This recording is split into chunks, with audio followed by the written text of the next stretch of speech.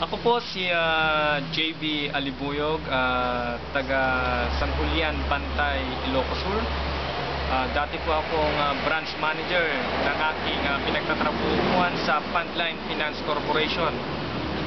Ako po ay matagal na nagtatrabaho doon, pero nung ako po ay nagbigay ng resignation letter ko, hindi po nila agad na ibigay ang karapat-dapat na benepisyo para sa akin. Almost 1 year po na naibigay sa akin yung benepisyo na dapat para sa akin.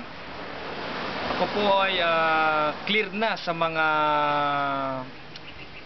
dapat na i-turn over ko sa company ngayon. Salamat na lang ng napakarami kay Ma'am Maan. Dahil sa Sena, ako ay natulungan na maibigay sa akin yung mga dapat na benepisyo na maibigay sa akin.